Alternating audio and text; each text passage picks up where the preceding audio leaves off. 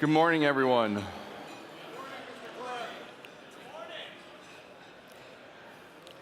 Let's try that again. I know it was a late night last night. Good morning, everyone. All right. Somebody's like, oh, dang, that hurts. Hey, last night was fun. It was cool to see some of the kids and hear the stories that they've been doing over the past couple days, to see the open spaces start to balloon into more and more. I think KPD right now actually has the biggest open spaces for the remote work, so clearly that's a hot topic. Yeah, hey, I wear remote work. So yeah, there's still spots on the board. If you got an idea, want to learn something about something, let's get it on the board, get it on the schedule, and get connected. Couple short announcements. We haven't made any schedule changes, but make sure, at least in the last 8 hours, make sure that you double check. There are still things that have switched in the last 2 weeks for today. There is a session again today at 12:15 with PayPal in one of the rooms off to the side. And then today we will close out things and bring this all to a close later on, and we'll finish it off with some s'mores and a pile of bacon and a whole bunch of really cool giveaways. So today we've got a gentleman by the name of Mike McGee. He's one of the founders of a company in Chicago called the Starter League. He works with some amazing people, and they've done some amazing stuff to try to get what we do in Chicago on the map, right? There's more than just San Francisco in this world. We have Chicago and Boston and Austin, and there's a ton of developers around the Midwest. And people like Mike and Neil and Jason and the guys that have started Starter League have been trying to bootstrap developers in their companies just like us. So with that being said, I am just honored to have Mike here today. Let's give him a warm round of applause and get him up here. Thank you, sir. Awesome. Thanks for having me here. I was expecting like 5 people to show up after the water park thing last night, so thanks for shocking me and surprising me, so I won't try to let you down on this morning keynote. Just a quick note, even though I go by Mike McGee, my Twitter is @MichaelMcGee. Mike McGee is taken by another person. He's a slam poet from Portland. He's an awesome dude, but during keynotes, I get, whether I bomb or whether I do a good job, he gets blasted on Twitter. He's cool. He actually had a fundraiser a couple years ago, and I gave him $100, and it's kind of like before Kickstarter was big, and he actually sent me like a list, like a package of custom poems. And even though I knew him, it's just really weird to get a package from yourself. You're just like, Mike McGee. I like stared at it for an hour. Even though I knew it was coming, it was still really freaky. So anyway, just wanted to tell that story that I'm Mike McGee in person, but @Michael McGee on Twitter. Cool, and then at Starter League. So whether I do a good job or not, you can use this next 90 minutes to just like totally trash my Twitter account or give me some praise if I do a good job. All right, so I'll start with when Clark okayed me to give this keynote. I was like, oh, cool, yeah, like I can do keynotes, that's awesome. And I went to the conference link, and I looked at all like the speakers and all the like topics that were on there, and like my eyes just like were like mind blown, like all the awesome topics that were being talked about over this past 3 days, and today included. So I can't do any of that. I'm really impressed by all of you. So I just want to, all the speakers who've already given a talk or given a talk today, could you raise your hand? Speakers. All right, cool. Could everybody give them a round of applause? Because you're awesome. And so when I saw all those like really epic, awesome developer, like designer topics, I'm like, I can't do that. So if I tried to give a developer talk, I'd be like this guy in the background of Casino Royale, this guy sweeping. If you can't really see him, I'll try to zoom in. But he's literally like sweeping nothing. And so that's basically what I would be like giving a really intensive, like code-heavy dev keynote. So I can't do that. So I'm going to do a different, switch for today. And I'm going to focus on things I do know, which are pretzels. And many of you, or at least some of you might think, why does he have a pretzel on the screen? And that's because this was my high school mascot.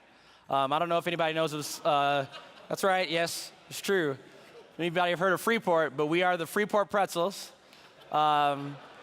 This is legitimate. We are officially Pretzel City, USA. And President Bush, back in 2001, he choked on a pretzel.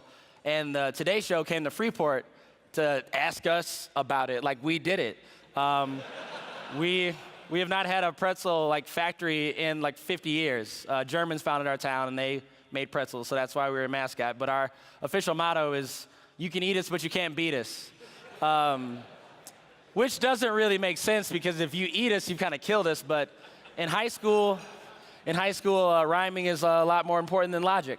But anyway, so I was born and raised in this small town, excuse me, and while pretzels are great, it's a great mascot to have, there wasn't a lot of like professional opportunity in my hometown. So as I was deciding which college to go to, I wanted to like see if I could get out of Freeport and see if I could make it to a bigger city or another college. But this brings up my first theme of like, what if? Like, I had a number of choices for a college that I wanted to go to, but I ended up choosing to come to Chicago. I'd always been in love with Chicago, even though I am a Green Bay Packers fan. How many Packers fans in here? Wow. This is like my favorite moment of all time. Like, you don't understand. I'm in Chicago, and I hate the Bears. I absolutely hate them. And I get so much heat for being a Packers fan, but now I'm in Wisconsin, and I feel love. That's great. I see you later, just like a Vikings fan. I'm sorry, man. But yeah, so even though I was a big Packers fan, I went to Chicago, and honestly, I was like scared. Like, I went to Northwestern University, great school to go to, but I really felt like I wasn't smart enough to make it there. I was like, they're gonna find me out that I'm not smart, and I'm gonna get kicked out. It's kind of like being like a muggle, like Hogwarts. Like, it's okay, but you're still not cool. And so I didn't know like if I was gonna be able to fit in there, but I decided like I'm gonna go for it and see what would happen. And probably the best thing that happened at Northwestern was meeting this guy, Neil Salas Griffin, my sophomore year. He, at the time, was running for a position in student government, student body president, the top position on campus. And he wanted me to run for another campus-wide position. Funny enough, it was for academic vice president, which is really funny because I don't really go to class that much. So I'm like, how am I going to be academic vice president when I don't even really care about classes? That seems like that doesn't really make sense. But he's like, no, I want you to run. And I had never run for anything. I got on the school board in junior high just by like signing up. So this was like to be voted on with thousands of people. And this brings up my next theme, which is fear. Because when he told me that, I'm like, no, dude, I'm completely terrified. I'm not running. Because I just had all these nightmares. I just pictured me running for this position and losing. And for like the next 2 years, like I was only a sophomore. So like for the next 2 years, I would just walk around campus and they'd be like, hi, loser. And I'd be like just stamped on my forehead. Like I just pictured all these bad things happening. But eventually, after a couple weeks of research, and this was back in 2007, 2008, so there's a lot of cool things happening in the academic technology space with video lectures and like online learning and all these things. So I love tech. I was like, oh, I can just make this position cool and we can see what happens. So I ended up running for it and I actually won. So it was really cool. I actually like kicked the crap out of the other dude. It was like 61% to 29, so it was like awesome. My frail being was still intact. And this is where I learned what I was really passionate about. When I got to Northwestern, I really didn't know what I wanted to do. I thought that, well, if I just crossed off all the professions of things like I didn't want to do, I'd eventually get to something I did want to. That did not work. That is a horrible way to try to get to find a profession. But I ended up running into this, and that I love solving problems for other people. It was really fun to like work on all these tough issues. So much more fun than class at the time, and so it took me to get to student government to realize that. And so after being academic vice president, I was fortunate enough to win student body president the next year, and basically I just spent my time at Northwestern just trying to solve problems for other people while my GPA just tanked. I just decided like, I'm just gonna try to do this other thing and not tell my mom that I'm not really going to classes but keep a GPA enough so I can graduate. And thankfully, I did that. So spring of 2010 is my senior year. All my friends were getting jobs as consultants or bankers, and I didn't really want to do that, because I wasn't really good at any of those jobs, but I wanted to do something fun. Like, I'd been doing this fun position for the past couple years, and I just didn't want to jump into a 9-to-5 job right after graduating. And so I just didn't apply for any job senior year. Like, people had jobs locked up in the fall and the winter, and I was just kind of bumming it out on my couch watching Netflix, because I just thought that something would come up. And thankfully, something did. This guy, Neil, popped up again. He had graduated the year before, and he was working as an entrepreneur in residence at a venture capital incubation firm in Chicago called Sandbox. So basically what he did every day was that he would come up with startups, and he would build teams to make startups real. And it sounded like a great job, and for 4 months it was. But he realized two things. One is that since he had no coding background, it was really hard for him to manage people who actually built stuff, because he didn't know in terms of deadlines and how long it would take to build features and what to decide between which features to build and what not to build. But also he realized that it wasn't as much fun to manage people. It was a lot more fun to actually build the products. So he decided to quit his job to learn how to code. And the day that he quit his job, he gave me a call, and he's like, "Hey, Mike, let's learn how to code so we can build startups." And I was literally watching the end of Dexter, season 4. I don't know if there's any Dexter fans, but some really crazy stuff happens in season 4. So I was done with that show after that. I was like, I can't do this. It's too stressful. But yeah, let's learn how to code. It seems like a much better thing. But really, though, I had the opportunity to work with Neil for a couple years, so we had the same values. We cared about the same things, and I'd always wanted to learn how to code. Actually, for about 6 years, I had pushed it off. I'm a really great procrastinator. I know we all procrastinate, but I'm awesome at it. And this was one of those things I was really awesome at. And really, what the procrastination was really showing me was that I was scared. I came up with every excuse. Every summer, I'm I'm gonna learn how to code. And then I'm oh, I'm just gonna go golf all summer, or I'm gonna learn how to code. No, I'm just gonna watch SportsCenter all day, or video games. I literally came up with every other excuse besides actually getting down to learn how to code. And really what I was scared of is actually opening up a book and just opening up to a random page, and it says "Hey, Mike, what are you doing trying to read this book? You're stupid. You can't learn how to code." And I'm darn, I knew it. And so I actually, when Neil gave me that call, this was the final opportunity for me to learn. If we don't learn now, then I'm never going to be able to, build the startups or make the ideas real. And so after I graduated, got a standard HTML, CSS book, and went to a coffee shop and opened it up. And from Monday through Friday of that week, I just spent 3 to 5 hours every day learning it. And my mind was blown.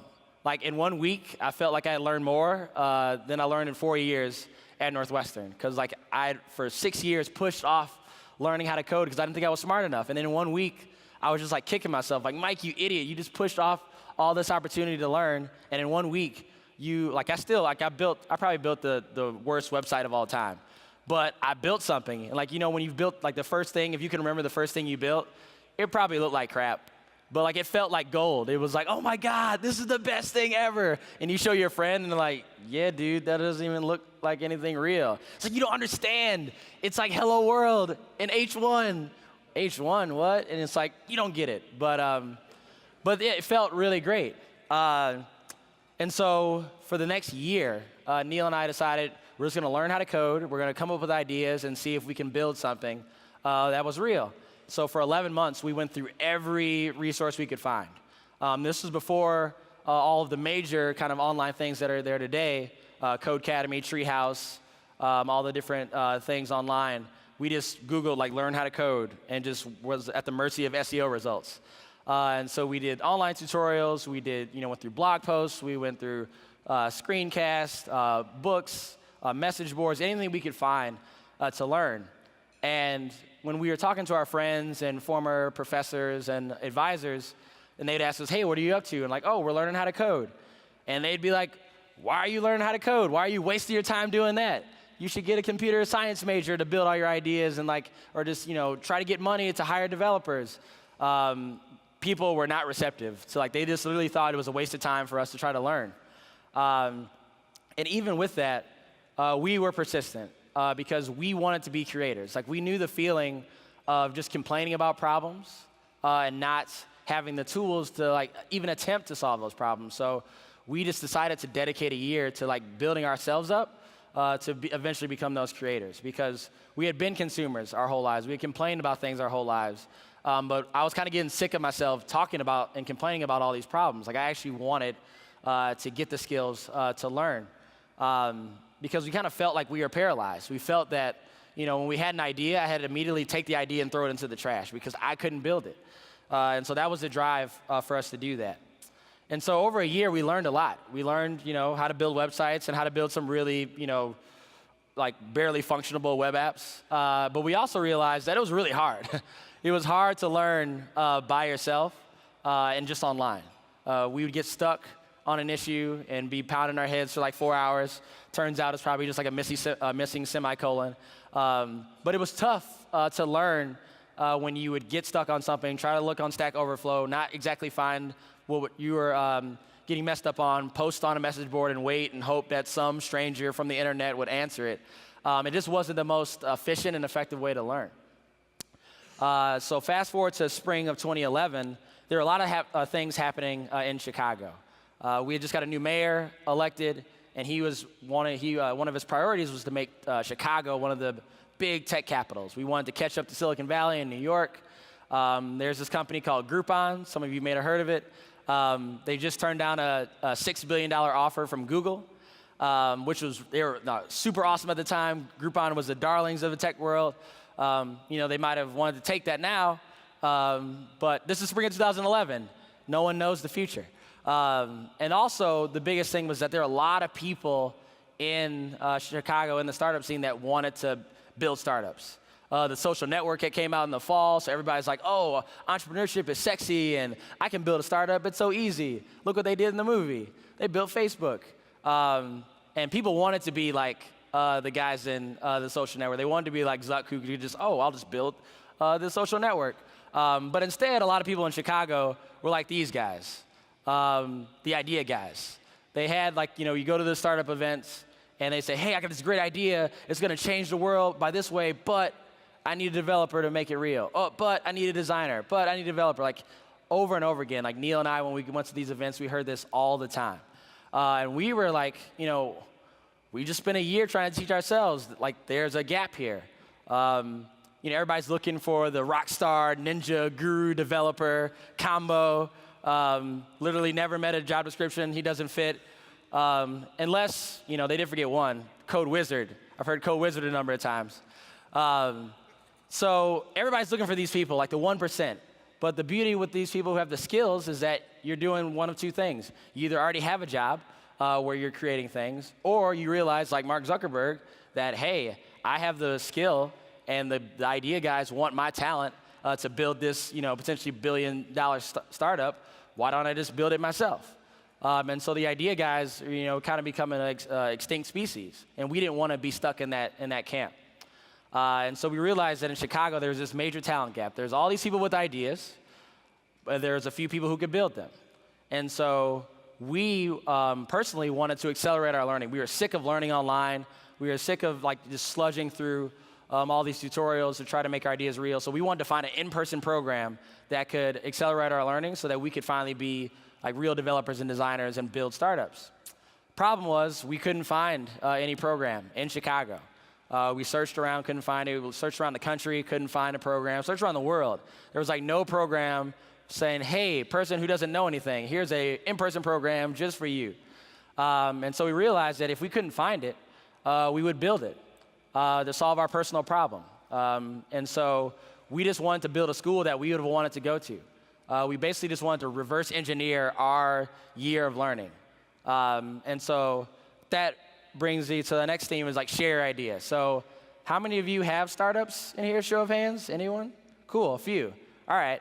I'm sure many of you have had ideas. And if you know enough about startups, one of the big kind of myths in startups is to like not share your idea, or at least before you share your idea, like have someone sign one of these, like an NDA, non-disclosure agreement.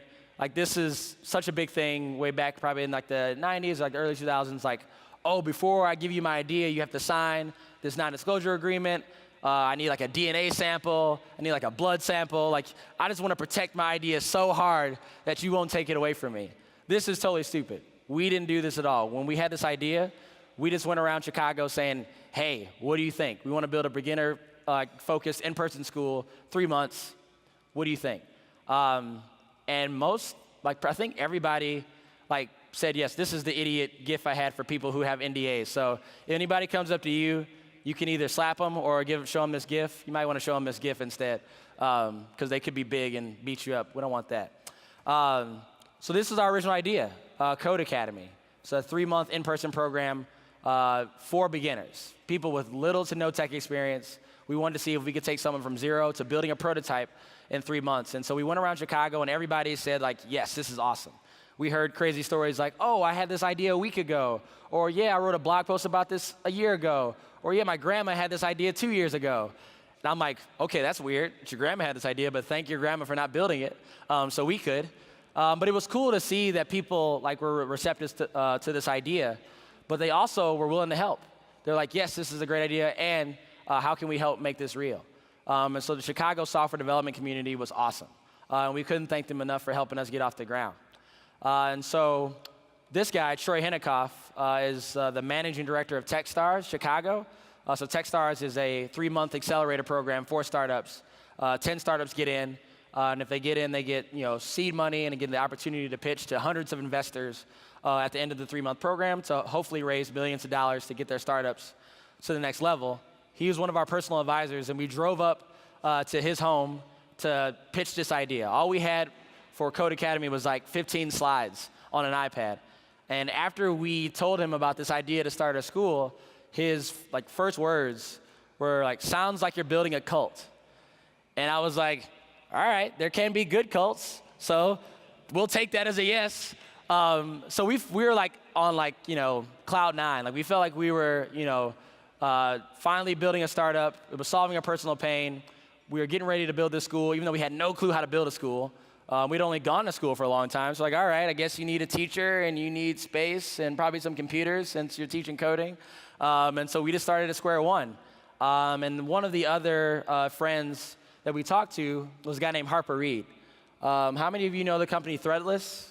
Show of hands, cool. Might have had a couple t-shirts or hoodies from Threadless. So Harper was the CTO of Threadless for a few years, and at the time that we talked to him about our idea, he had just got hired for by this guy to run the technology for like the Obama campaign. So he was the chief technology officer for President Obama. And he met with my co-founder to talk about how we could get our school off the ground, but the conversation turned to, hey, I want you to work with me to help re-elect the president.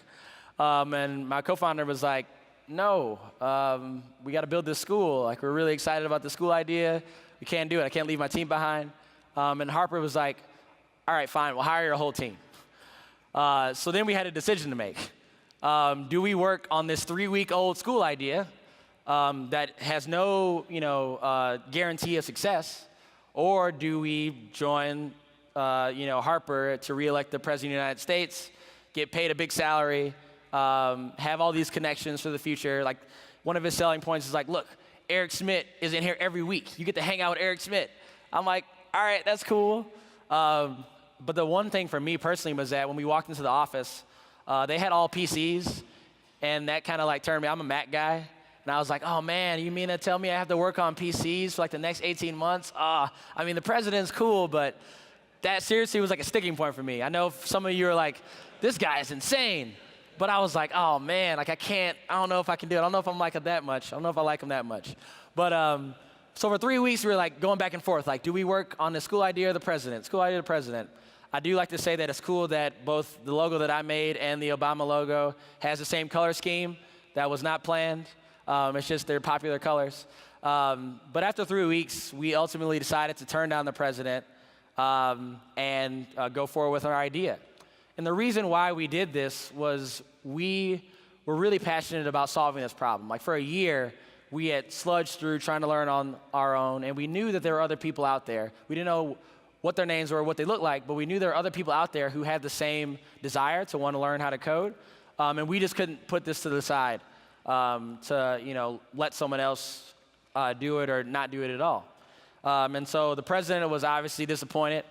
To be fair, he did not talk to us directly. Like the president didn't call me on my phone and be like, hey, Mike, on behalf of the United States and the free world, I would really love you to help me keep my job. I like the White House. I don't like moving. It's a pain.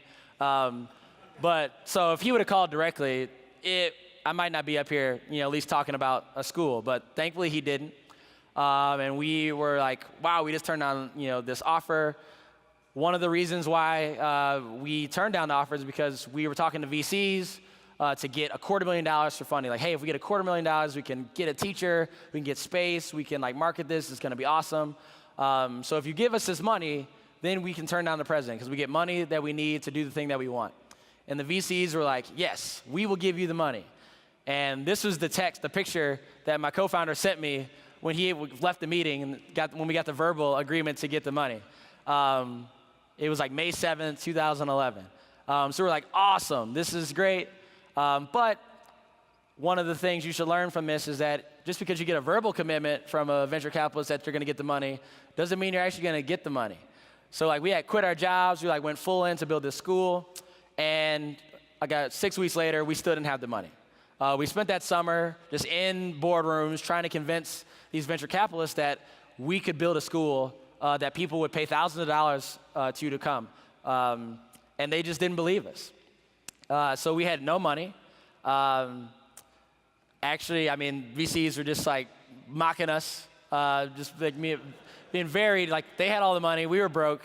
It wasn't a good feeling, and I was like, please help me, I'm actually poor. No, seriously, I was. So this is $200. This is actually how much money I had in July of 2011. And I'm not the best at math, but I remember talking to my co-founder, and I was like, hey, Neil, so I have $200 in my account, and rent's like $800, so I'm not that smart, but I know that $200 is not enough, so I need some help. And so basically our backs were against the wall. We had no money, and we had to see that, could this idea work? But even though we didn't have money, we had a lot of great people supporting us. Jeff Cohen was was our founding instructor. We had a landing page up in June 1st of 2011, and Jeff sent this tweet at us hey, my name is Jeff Cohen. I've been a professional developer for 20 years. I've also taught on the side, a teaching company for 5 to 7 years. I would love to help out in any way. And Neil and I were like, oh my God, someone reached out to us to want to teach. This program doesn't even exist. But he was really excited about teaching beginners. He had spent the last 7 years teaching corporate training. So he would go all over the country and do these 1 week or 1 day sessions, and he hated it because he'd be in a room with 60 people. 6 of them would care. The rest would either fall asleep or have their eyes glazed over. And he was done teaching that way. He wanted to teach people who were excited. So it was a perfect match for us. Maria Katris, she is the CEO of Built-In, which is a startup community that started in Chicago, but now is in different cities. She was one of our biggest cheerleaders. Built in Chicago had just become a big network for Chicago entrepreneurship. And we use this platform, this free platform, to spread our message across Chicago and across the country. And Jason Fried, who is the founder and CEO of Basecamp, formerly known as 37 Signals. This guy is our idol. When I was in college, I remember reading Rework, and I was just totally moved by his thought leadership and just what he had built with 37 Signals. And literally a year after reading Rework, they end up investing in us, our company. And before that, me and Neil and Jason ended up going to breakfast. And I remember reading Rework and seeing Jason Fried and all these keynotes. And then here I am eating chicken and waffles with them. I'm like, that's Jason Fried. And we're eating chicken and waffles. This is weird. I didn't expect this to ever happen. He's just he's the coolest guy. So he's a really nice guy, extremely smart. And when we first started, he sent a tweet out on like August 13th, 2011. And before then, we had just launched, and we had maybe got like 1 to 3 applications a day. When he sent out that tweet at like 2:30 in the afternoon, we got 15 applications in the next 2 hours. It was like the greatest thing of all time. I'm like, Jason, you're a god. You're helping us so much. And 12 represented the number that we needed, like the number of students that we needed to build our school. So we didn't have any money, but we knew that if we could get 12 really crazy people to give us like $6,000 up front, then we'd have enough money to pay our instructor, get space, get computers. And turns out that we weren't prepared. We had a very ugly website to like market this. Neil and I built it. We had enough skills to build a website to get people out there. And so this theme is very important. Like all startup babies are ugly. Not the babies that might be in this crowd or at this conference. They're all beautiful. All your babies are extremely beautiful. But startup babies, they look like crap. But the key is, it doesn't matter. Like, you got to ship it. If you wait too long to make it perfect, it's too late. And so we were, nervous about our site is going to, be good enough to convey what we need, but we were running out of time. Like, I literally had, at this point, probably like $105 in my account. So I didn't have that much time personally to see if this is going to work or not. So this is our original website. I will preface, or I will say at this point, we still don't have any money. We don't have a space. We don't have computers.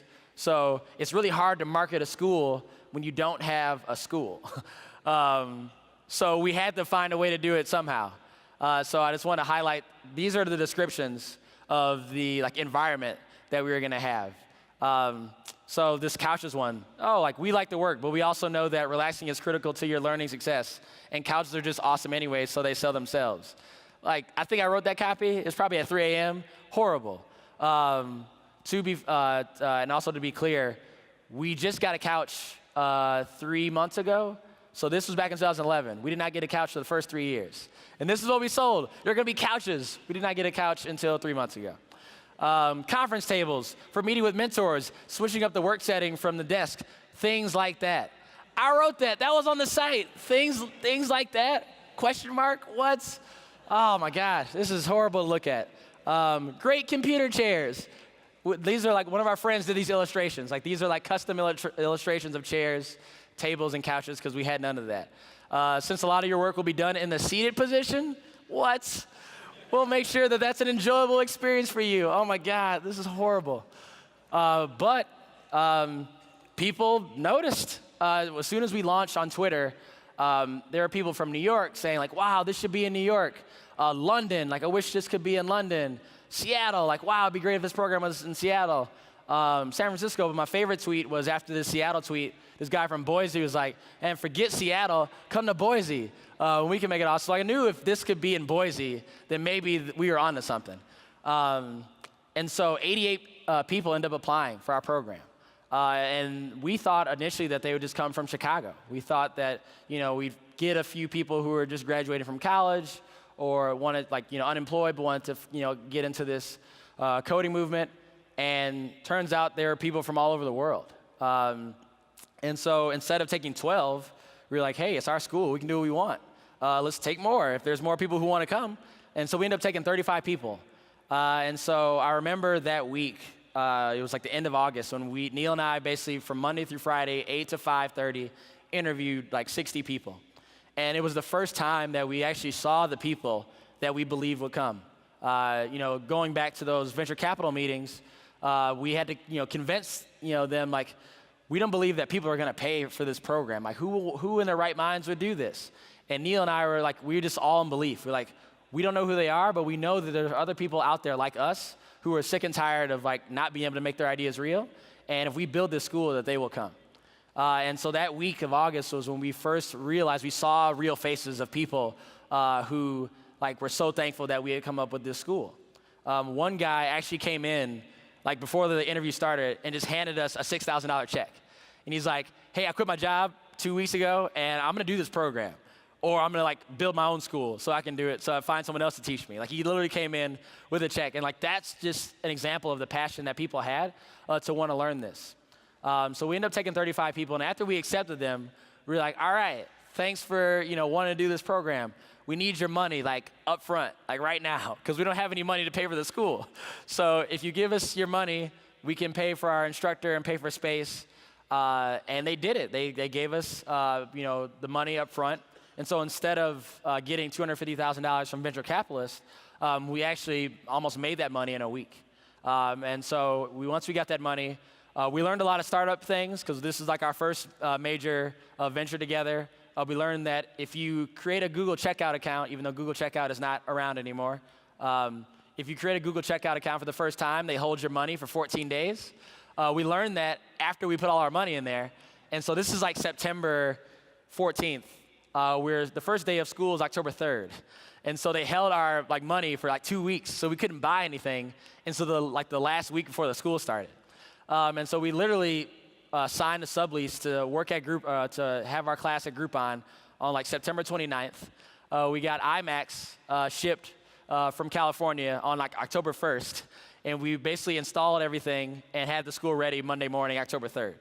So it literally was just in time to start the school. And it was great. Everything was amazing. We got people to come from all over the world to do this program. We felt like we were, once again on cloud nine, and it's like, wow, we made it through all this, craziness through the spring and summer to get to this point. And usually this is where the story ends. It's like, wow, happy ever after, the startup is successful. But this is a school. We still didn't prove the major thing is that we have to teach them now. We made it to this point, but if this fails, then it's like, oh, wow, remember that cool school that had all those people? They totally failed, and it was a disaster, and then those people were chasing Neil and Mike for their money back. So this is the major point. We had to, this was a moment for us to see, could we actually teach beginners how to code? And so this is where we kind of went into these different principles, how are we going to build this environment for people to learn? And one of the biggest things that I've learned just this year, and kind of retroactively I learned that we applied this, was a fixed versus a growth mindset. So some of you may have already heard of this, but the fixed mindset is kind of actually what I had when I was a kid, and also when I was trying to learn how to code. I believe that if I got into a classroom, I hope that I'd have enough natural intelligence to pick up a subject.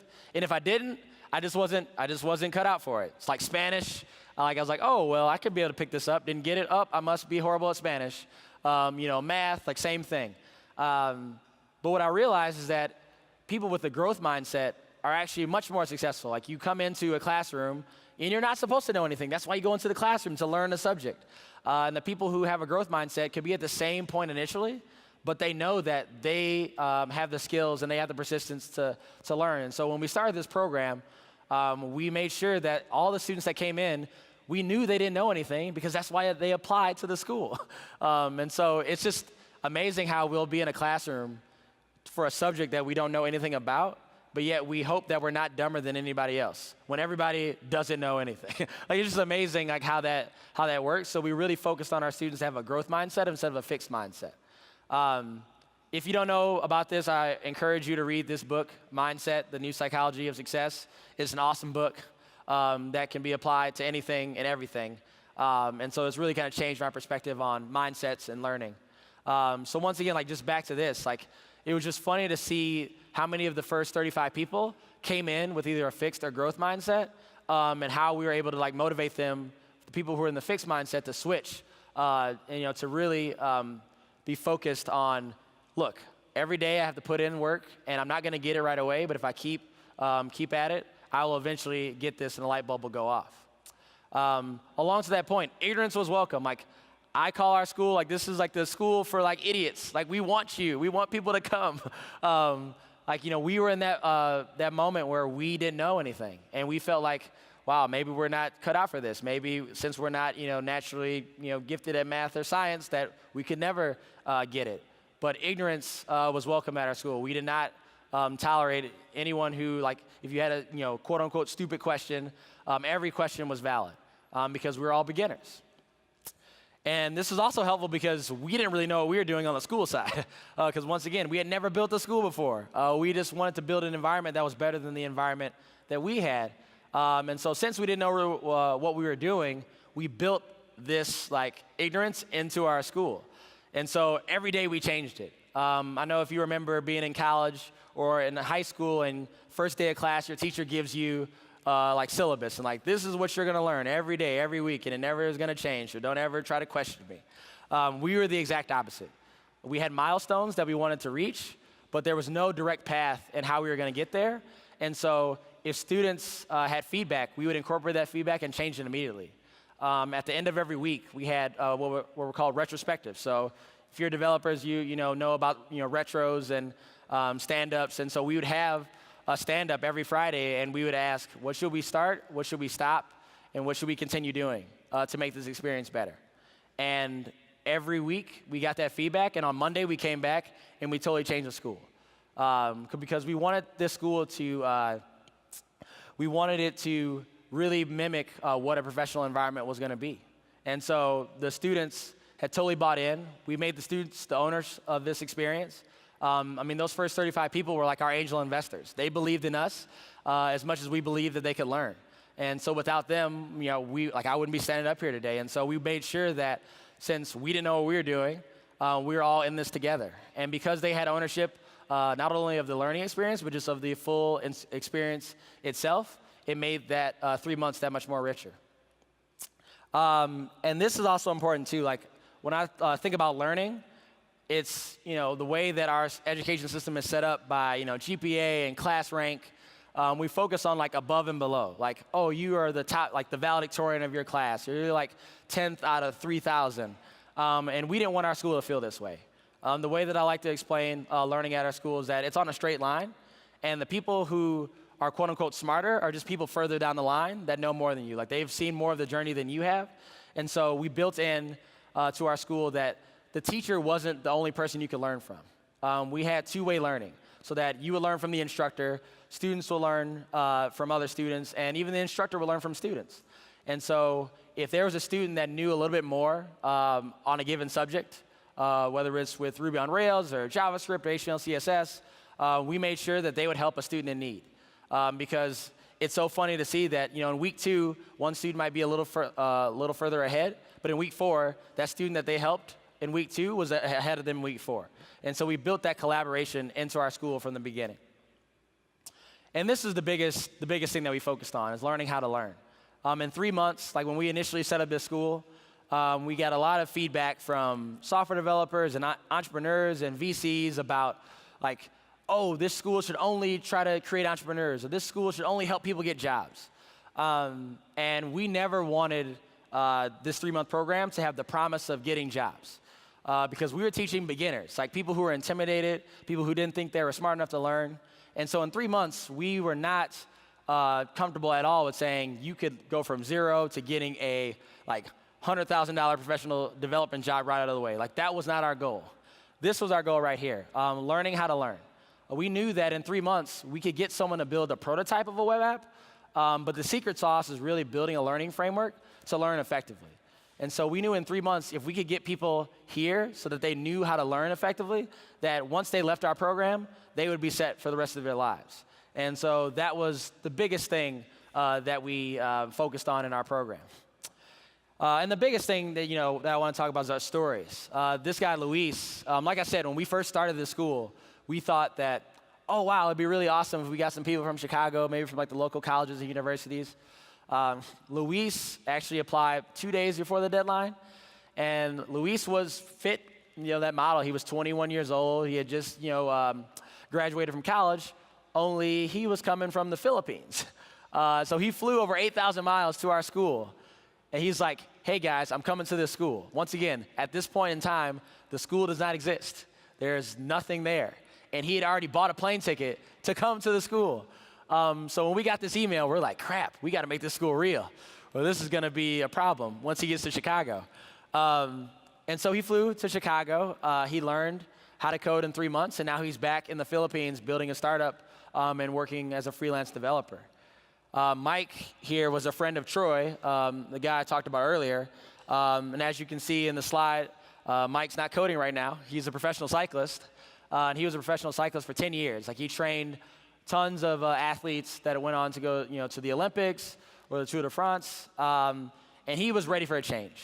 He wanted to, do a career change, and Troy recommended that, hey, my the people that I'm helping out are building a school to teach people how to code. Maybe you should, look into it.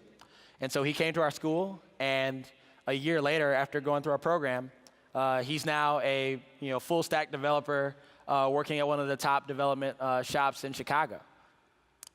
Brittany, she was an entrepreneur when she came to our program in 2011, but she didn't know the tech side.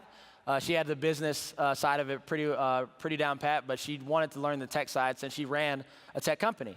And so after going through our program, she actually went to New York to found Incline HQ, which is a web development boot camp for military veterans. So when veterans come back from the war, she provided a program that helped them get workforce development training and place them into companies once they get back. And now she's working as a community director at Union Square Ventures, which is one of the top venture firms in the world. Jimmy Odom was a part of our second program, and he, if you can tell by his smile, he's a very exciting and infectious kind of guy. And he's always had tons of these ideas. He's like the idea guy's idea guy. But he didn't have the tech skills, and he didn't have the community to get plugged into to make his ideas real. And after coming through our school, he not only learned how to build prototypes of a web app, but he also learned how to communicate to developers. And he started to realize how he can make his ideas real. 6 months after going through our program, he ended up winning Startup Week in Chicago with a company called We Deliver, which is a same-day delivery service.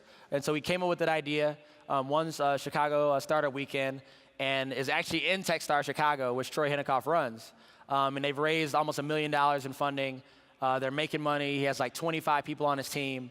And it's just amazing to see how we were able to be the catalyst for that. These guys, the guy in the front, Tom Cullen, was one of our first students. He was a stock broker or trader.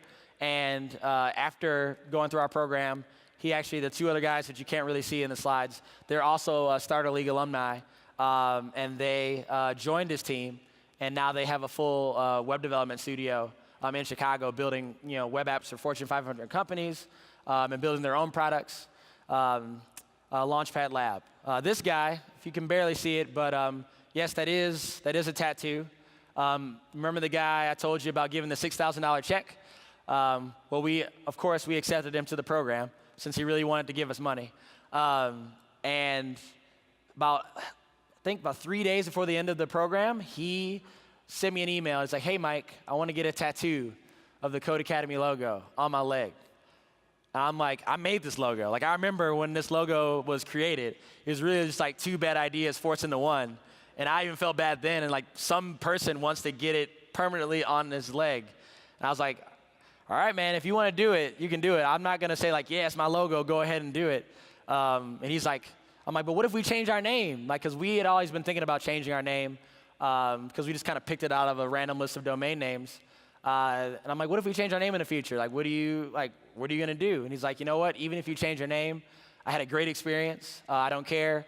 Code Academy was amazing to me, and I want to commemorate that. So at the end of every 3-month program, we have this graduation day where people get up on stage and they talk about what they've learned and what they've built. And I had the honor to make the order. And so I put him last because he was getting a tattoo the night of the presentations. And of course, things were delayed and it took longer than expected. So we started the demo night without him. And I'm looking through the list, managing the presentations, and I'm texting him on the side Rudy, where are you, man? You're coming up soon. He's like, I'm on my way. The tattoo's almost finished. And it was just freaking me out. I just had this nightmare of getting up at the end, hey, so our last person is not here yet. So if you could wait, I know you've already gone through 2 hours of presentations, but luckily he came. And at the end of his presentation, he pulls up his leg and shows this tattoo. And that's how we finished the first demo night for our school. He still has it. It still looks great. And so this is just the type of thing that we did not expect. We definitely did not expect someone to tattoo. I personally, as a logo designer, did not expect someone to tattoo anything that I ever create on them permanently. So I guess I can cross that off my non-existent bucket list. Jen is another entrepreneur who had a really horrible, nightmarish code experience with an app that she was trying to get built. her developer that she had contracted basically like held her code hostage for 3 months. I don't even know how you do that, but it was just like bad things happened, and she didn't want to go through that again. So she decided to come to our school so that she could learn how to prototype her own ideas, and she learned how to do that, but she also met 2 other co-founders. So not only did she learn the skills, but she got plugged into the network to make her startup real. And these 2 actually also have 2 other startups. Greg in the middle has his own web development firm, but also has a new iOS app that's coming out. And Veronica is also building a new startup, and she works as a designer. So these people came in with little to no skills and met each other and have built companies after that. And this is Jen's startup, Project Travel, which helps college students raise money to go to study abroad trips. And so over the past 3 years, we've had the opportunity to teach over 1,000 people how to code, design, and build web applications. And it's been amazing. Back in 2010, it was everybody we talked to, or at least most of the people we talked to, were like, why are you learning how to code? It's a waste of time. You guys should spend your time doing other things, like leave the coding to the people who already know how to do it. But now, in 2014, it's like everyone should learn how to code. Like, I don't know if you've heard of like this learn to code movement, but it's everywhere. Like, kids should learn how to code. Like 85-year-olds should learn how to code. Like, coding's the new literacy. Like, it's everywhere. I wish this was around in 2010 because we really felt like we were like just aliens, back 4 years ago. And now all these other in-person schools have popped up. Like I said, like we were so passionate about learning that we would have went to any of these schools if they were out when we started in 2011. And now there's probably over 100 schools in the country alone, and tons more around the world. Even some of our alumni have formed schools like BitMaker Labs in Toronto and Maker Square in Austin, and schools in Utah and Atlanta. So it's been amazing to see the rise of this field. And of course, there's tons of things online now. Codecademy, which people got us confused with for a very long time, was one of the most popular online places to learn. Khan Academy, Code School, Treehouse, like you name it. There's tons of resources now available. So it's never been easier for a beginner to learn how to code. And like I said, we've also changed ourselves. We rebranded to the Starter League from Codecademy in 2012 when we partnered with Basecamp. And the reason why we did this was not just because of the Codecademy confusion, but also because we did a lot more than code. As soon as we started our program, like 3 months after, we taught a user experience program, then a visual design program, and entrepreneurship. And so Codecademy wasn't as descriptive as we wanted it to be. We picked Starter because, in Rework, if you've read Rework, there's a concept about being a starter.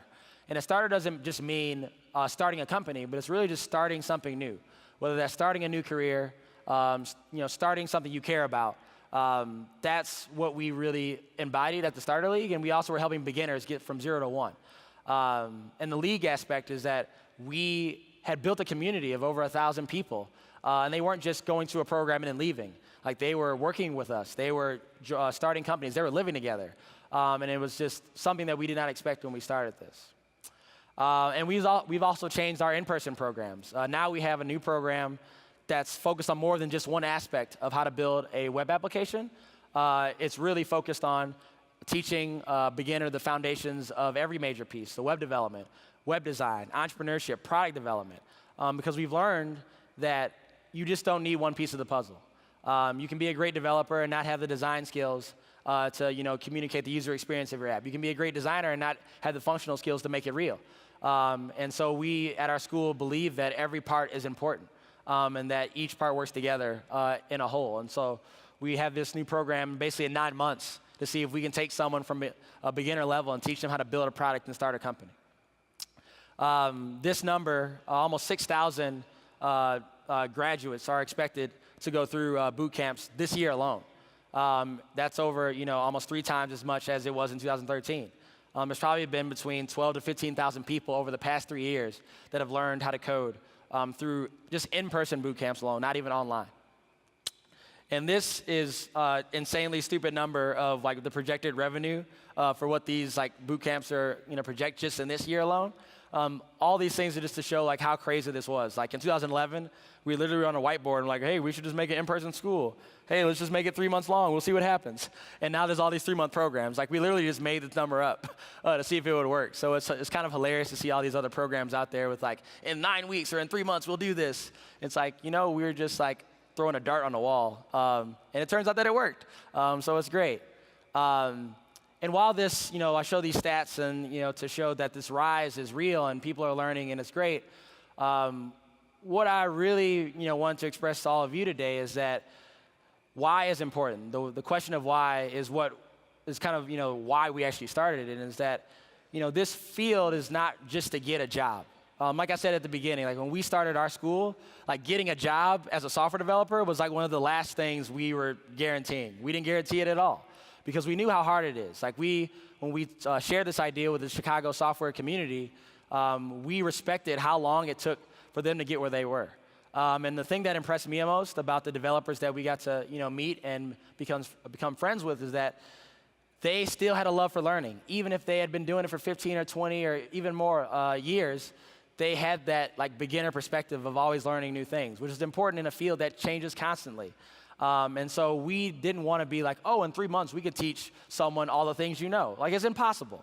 But what we did want is to let the community bring these people in. There's, the biggest term that we heard over, the past couple of years is like underemployment. Like there's so many opportunities for jobs. And so we knew there was a gap there in our market. But what we really cared about is that just giving someone the tools to build things that they care about is the most important thing. Whether they get a job, whether they go back to their existing job with new skills, whether they start a company, the core of all those things is learning how to make your ideas real, not being paralyzed with your own ideas, being unable to make them real. And our goal at the Starter League is really to create a world of problem solvers. The slide earlier talked about creators versus consumers, and that's really, we're trying to shift that. We're all consumers. We all use products. We all use things every day. But there's only a fraction of us that actually know how to create things. And being from Chicago, like it's one of the most beautiful cities in the world. Architecture is great. There's so many innovations that have come from every different field from Chicago.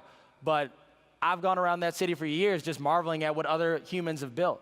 And it felt like I didn't have any skills to do that. And so what we want to do at the Starter League and what hope that you're doing at your companies or your startups is enabling other people to become problem solvers as well. Because there are a lot of problems in the world to solve, and there will be new problems that we'll want to solve, and having more people equipped with those skills is never a bad thing.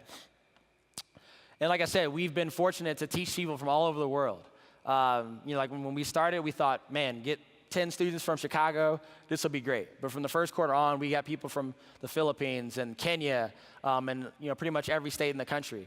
And so we've been able to teach people from almost 25 different countries around the world who have flown to Chicago. These stories are, wild. Like people cashed out their 401ks, they sold their houses, they moved their families to Chicago, or like they moved their families with their in-laws just so they could come to Chicago, all to learn. And what that represents to me is that they're all way cooler than me. Like I wish all these students could get up here and share their stories, because I don't feel worthy. Like I don't even know if I'd have done any of that stuff to do this school. Especially if I knew me. I wouldn't have trusted Mike and Neil in 2011 like they did. But it just shows like how passionate they were about changing their lives and doing something that they loved, so much so that they were willing to fly thousands of miles and spend thousands of dollars to do that. And they've come from all different industries, not just around the world, but from education, law, IT, real estate, construction. Like we've had UPS truck guys and pizza delivery guys. Like every major industry you can think of, we've probably had a student that's come to learn how to code. And what this excites me about is that the more people you bring in, and the beauty of bringing people in from non-traditional backgrounds and giving them the skills to learn how to code and learn how to design, is that you come up with new solutions. It's great, like I'm a designer and it's great, like I know things that I want to design, but I don't have a farming background. So I would never think of building an app to help farmers connect with local restaurants to have direct table, experiences. Or I wouldn't think about, a construction issue, or I wouldn't think about a healthcare issue, or a retail issue. But people coming from those backgrounds have that expertise. They just don't have the skills to make them real in a technology capability. So enabling that for more people has been a great net plus for everyone. And this just goes into empowering everyone. And that's what we started on. We, instead of focusing on how could we get the 1% of the current talent that was out there, going back to like the rock star, ninja, guru, developer, like how could we turn to the rest of the world and empower them to make their ideas real? And so we've also, like we started out as an adult-based program, but we've also gone backwards because we realized that the reason we started our school is because these types of technologies and skill sets were not being taught in K through 12 or in college. And so we started with adults, and now we're starting to work our way backwards. And so we've had the opportunity to teach at universities, at high schools and middle schools. This is a picture of a program that we just finished a couple weeks ago, where we taught Chicago Public School students ranging from ages of 13 to 18 how to code and how to start a company in 2 weeks. And it was just amazing to see what types of problems they were working on, because there are problems that I would never think of. One of the applications was an app to create a safer route for their friends to like go from high school to home. Because in the south side of Chicago, there's tons of violence, and innocent bystanders get either shot or killed every week. And so they just wanted to create an app, a mobile app, that would give them the safest route to where they wanted to go. I would never think about that because I don't have to live through that every day. But when you give people the opportunity to learn a skill set that they can apply problems or solutions to the problems they have, those types of solutions become created. And this is the team that won. A couple of high schoolers. They're just trying to reinvent sleep. Like, good luck. It's great. Like, it's tough to do that. But like, those are the types of things that people are excited about. And it's awesome to get students exposed to this at an early age. Who knows? These guys maybe could actually do it. And so it's just cool to provide an opportunity for high schoolers and even middle schoolers to do that. This is a tweet from one of our good friends. We just created a program that's actually happening right now. It's called Middle School Makers, and it's a 1-week Ruby and robotics camp. And this is one of the students taking a picture in front of the classroom space that we're at. And like just small tweets like these, like seeing like a 9 to 13-year-old like eyes light up because of a class that we were able to host is amazing. And that's why I love this conference. Like just looking through the list of all the events going on, you see that there's that presence of kids learning to code. Like I was in one of the open spaces yesterday and like saw these different open spaces. Then there's like one open space where there's like 3 like 11-year-olds like learning HTML and CSS. Like they're already like 10 years ahead of where I was. And it's just so cool to see that that conference is also focused on making teaching kids how to code a priority. And so really like what I wanted, like the key of this, if you take anything from this talk, is that like learning really is the new superpower. Like we watch all these superheroes and we read all these comics and the cartoons and stuff. We see like crazy superpowers, but really the superpower that all humans possess is the ability to learn. And it took me into creating a school for other people to realize how important this was. I really coasted through all of my education and was fortunate to have a lot of people help me get to where I was. And if I would have known that, if I would have learned like how to learn, like where I could be now is amazing. And so trying to instill this into everybody that I reach out to and that I come into contact with is my #1 priority. And just to show how I feel like learning is a superpower, not just in coding or design, but just in everything in life, I will use a personal example. A few of people in here know that I really love bowling. Bowling has always been a big passion of mine, but I never really did it. Like from when I was between the ages of 10 and 25, I might have bowled like 7 times ever. And I would do stuff like, no, I wouldn't do stuff like this. But I need to find a gift to illustrate how bad at bowling I was, and this is the one I could find. But in February of this year, I went to a birthday party, bowling birthday party, and one of the friends there of the person who had the birthday could hook the ball, could spin it. And I couldn't do that. Like I would always like throw it straight and like lose a fingernail or do something really stupid. But I saw this person hooking the ball, and I'm like, how do you do that? Please teach me. And he showed me like the amateur way of like how to spin the ball. And, like for the next 3 hours, I was just like literally trying to just get it to spin. I stopped caring about my score. I stopped caring about the number of gutter balls I was getting. I was only focused on getting the perfect hook down. And from that moment, like I was literally hooked on the sport of bowling. And from February to now, like I've basically gone like 2 to 3 times a week. Like I've taken a deep dive in like YouTube tutorials. And let me tell you, there are a lot of bad bowling YouTube tutorials. Oh man, you have to be persistent to get through those. Like the standard one is like some guy from like, some like small bowling shop like in North Carolina is like, my name's Randy Asheville and I'm gonna teach you how to like throw a hook. And then he like pauses for a minute, not knowing that you can edit, things, and like looks around, and then he's like, oh yeah, this is how you, and like what? Like that's like the standard of bowling instructional videos. But I was hooked. I didn't care. Like I learned everything. I got on my own bowling ball, like custom drilled. I got shoes. Watched every like professional bowling like events, like replay from like 1970 to like now. I even like switched to like a two-handed style. It's kind of hard to see, but this guy, his name is Jason Belmonte. He's from Australia. He is the #1 bowler in the world right now, and he has this two-handed throw instead of a conventional one-handed throw. And so the main reason I switched to this is because like the whole thing with trying to spin it and take your thumb out going down, if any of you bowled or can bowl it's very nerve-wracking to like, have that thumb come out. I just pictured like a kingpin style moment where I throw it and my thumb just rolls with the ball down there. And I hope it's a strike because I'd rather like have lots of blood come out for a strike, but it'll be like just a 7-10 split would be ironic. But yeah, so I switched to this style a few months ago, and like I was like, look, I know it's gonna look crazy, but if my scores go up, I'm gonna take it. And within a few weeks of getting it down, my scores went up dramatically. And a few weeks ago, I actually got a perfect game just in 6 months. Wow, thank you. Wow. Now, I wasn't expecting that people would be initially receptive, like, wow, like 300. But there's a few of you who are probably like, man, this isn't real. He pulled all these other images from Google. He probably pulled this one from it. But I'm telling you, like, that's me at the bottom. The score is real. The score is real. Don't question me. If you want to, like, there's bowling right down the street. If you want to go bowl after, tonight, I am game. I will not get a 300. I bowled with a few people last night, and since I wasn't drinking water, I was drinking something else. My scores weren't as great.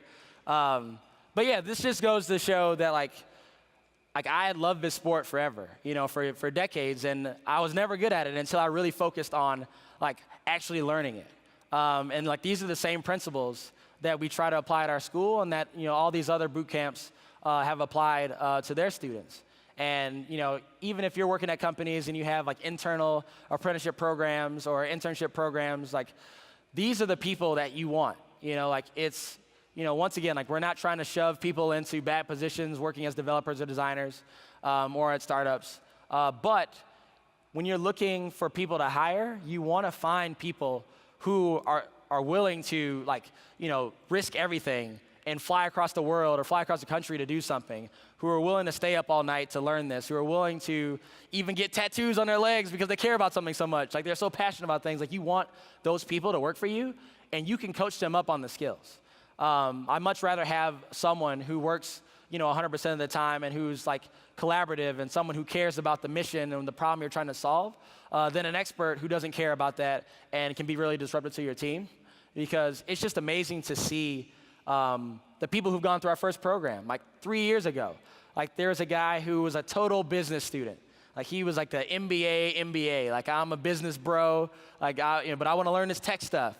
And like now he's like a web developer, web designer, visual designer, all within 2 years. Like he's worked for a number of startups. Like he's a totally different person.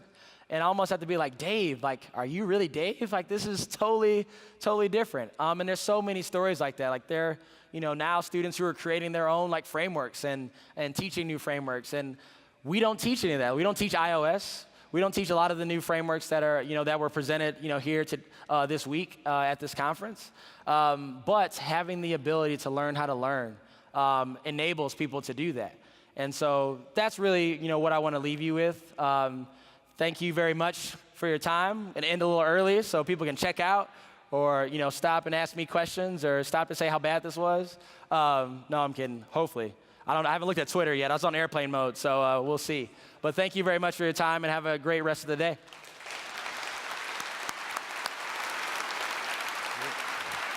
Thanks, sir. Yeah. Thank you for sharing.